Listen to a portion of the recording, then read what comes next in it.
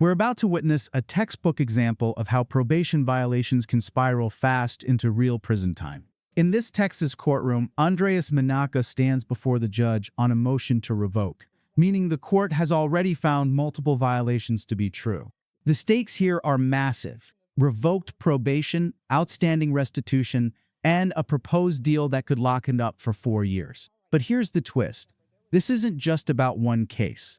Multiple cause numbers, unpaid restitution, and prior custody credits all collide in a tightly wound legal puzzle.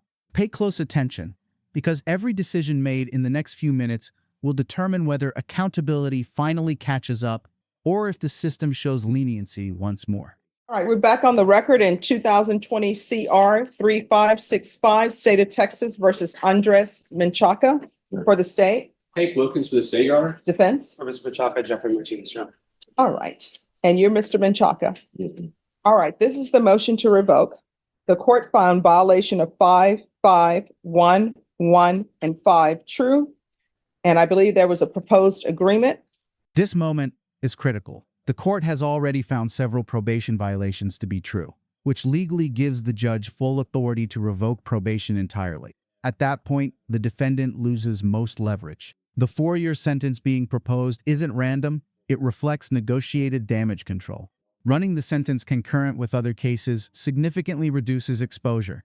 But make no mistake, agreeing here means waiving appeal rights and accepting prison time as inevitable. The real question for viewers is this: when probation has already failed, is a negotiated prison term mercy or simply delayed accountability? There is, Your Honor. We are asking that you sentence the defendant to 4 years in the prison, concurrent with 2024 CR 6544W, which is a felon in possession of a firearm charge. And the state is going to take into consideration night mag number NM 757746, which is the possession of a controlled substance, EG1, 1 gram to 4 grams. All right. Is that the proposed agreement? Yes, sir. Mr. Menchaca, are you asking the court to follow that agreement? Yes, sir. Are you waiving your right to appeal? Yes, sir. All right. In this cause number, there was $1,800 to be payable to Valentin Mendoza and 2020 CR 8050. Was that ever paid? No, ma'am. Restitution, $214 was paid. Okay. I was paying my probation, but I didn't know if it was going to that.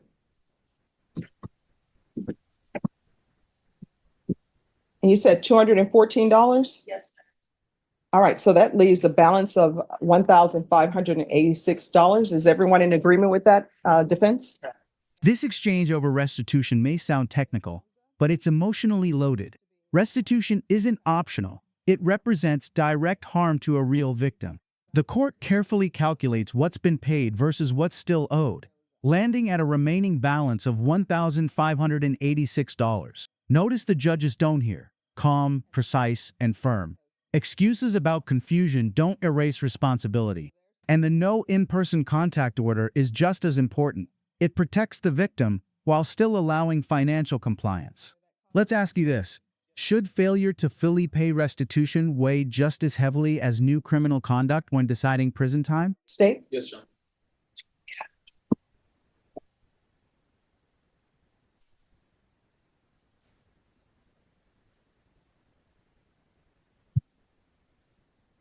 And the other thing, he was to provide a $500 donation to the food bank. I believe that was outside the agreement, and the court instead asked him to pay off his community service hours if he wanted to. So I'm not going to add $500 donation to the San Antonio Food Bank. So this is the court's ruling. The court will follow your agreement, revoke, sentence you to 4 years in the prison.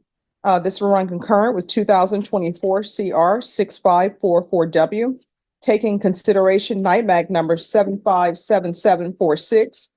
There's to be restitution of $1,586 to Valentin, VALENTIN Mendoza.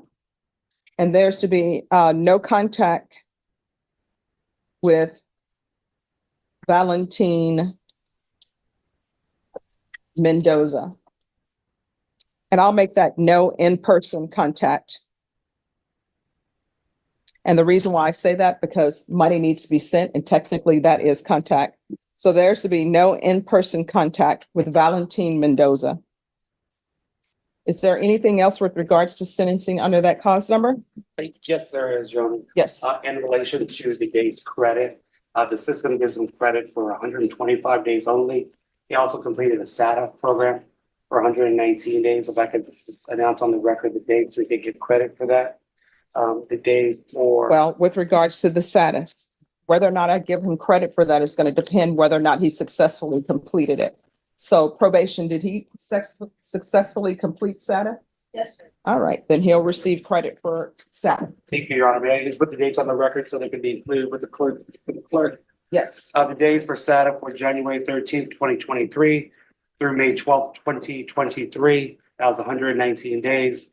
Also, Your Honor, we're also requesting, he was booked in during the plea on this case that he's currently getting revoked off. He also was booked in at the same time and taken in consideration for case number 2020 CR. He was booked in 2020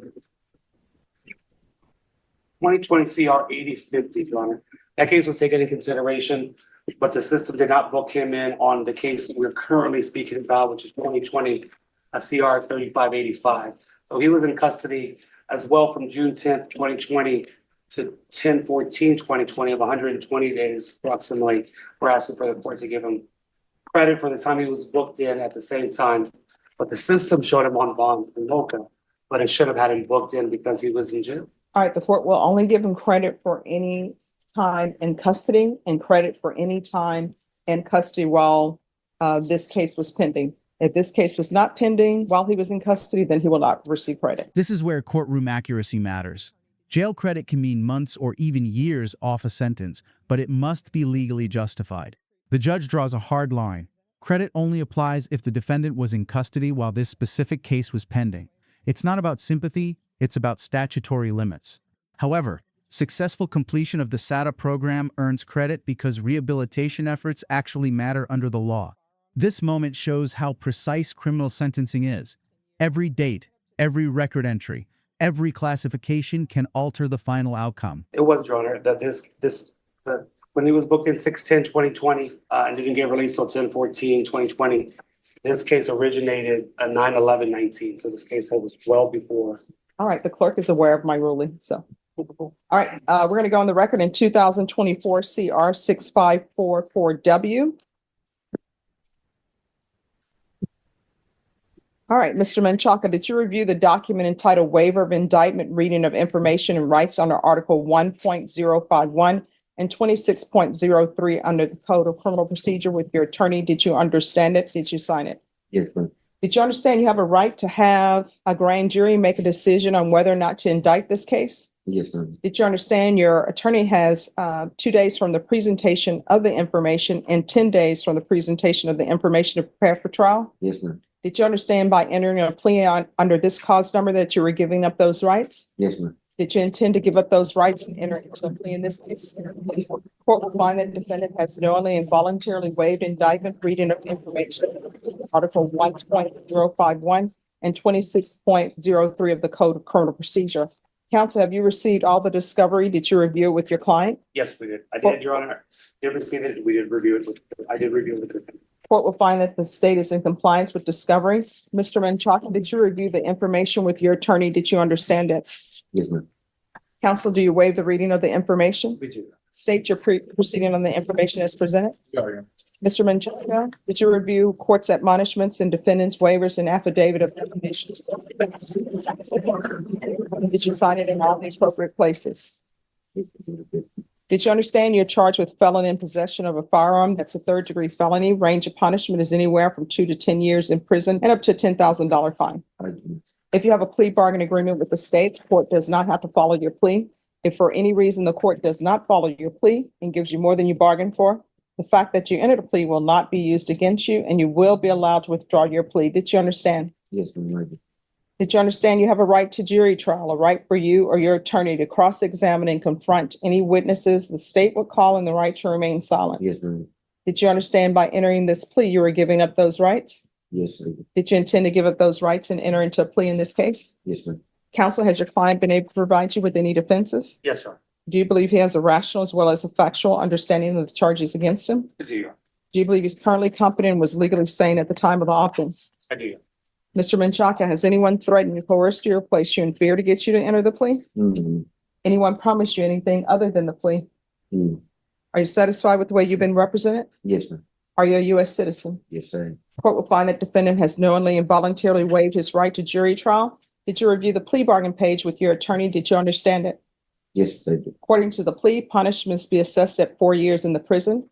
This will run concurrent with 2020 CR 3565. State will take in consideration night mag number 757746. Did you understand that to be the plea? Yes, ma'am. Defense? Yes. State? Yes, Your Honor. Did you review the waiver of appeal paragraph with your attorney? Did you understand it? Did you cite it in both places? Yes, ma'am. Did you understand by signing that you're waiving your right to appeal? The only items that can be appealed are written pretrial motions that have been filed, heard, and ruled upon by the court. Did you understand? Yes, ma'am.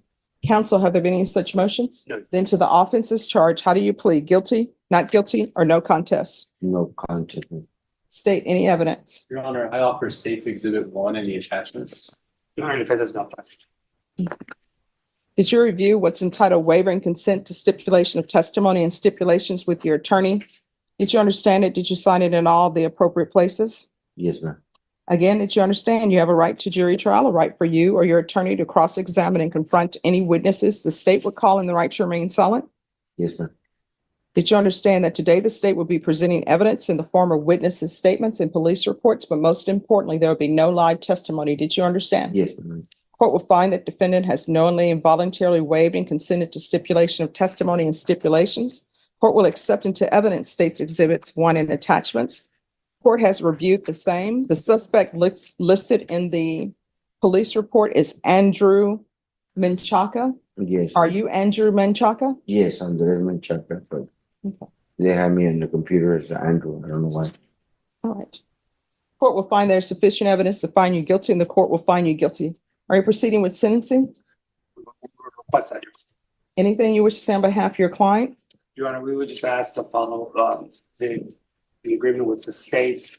It took Mr. Menchaca a lot of thinking to make the agreements he had. I do think in seeing his demeanor change from the excuses he was saying at the beginning to having such a clean plea and easy afternoon, I think the wheels are turning. He knows he's gonna need to make changes when he gets out. And this is, while it's not the best outcome, it's the right outcome. All right. Court will follow your agreement, sentence you to 4 years in the prison, give you credit for any time served. This will run concurrent with 2020 CR 3565. Take in consideration night mag number 757746. There's to be no contact with Mandy, Mandy, J. Delgado, and no unsupervised contact with minors. Did you review the document entitled Trial Court Certification of Defendant's Rights to Appeal with your attorney?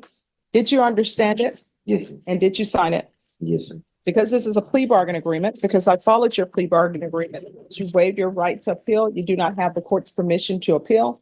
Because this is a felony conviction, you're not allowed to own or possess any weapons or ammunition. If you have a question over what a weapon or ammunition is, you'll need to speak to an attorney. Do you understand? Yes, I do. All right, we can go off the record. How old are you? Me 51, ma'am. All right, so you're getting, unless you plan and live well past 100, you're getting to that point where there's going to be more of your life behind you than in front of you. You're going to have to make a decision. Do you want to spend it at the prison, No, ma'am. or do you want to be out and about in the free world? No, I'm starting the free world. All right, good luck to you. You're going to have to make better choices. Thank you. All right. In the end, the court follows the agreement exactly. 4 years in prison, concurrent sentences, restitution ordered, no contact restrictions enforced, and appeal rights waived. But the most powerful moment isn't legal, it's personal. The judge's closing words frame this as a crossroads, not just a sentence. At 51 years old, the margin for second chances is narrowing. This case is a reminder that the justice system balances consequence with opportunity, but only up to a point. If you found this case as eye-opening as we did, hit that like button, share your thoughts in the comments, and don't forget to subscribe for more real, unfiltered courtroom breakdowns.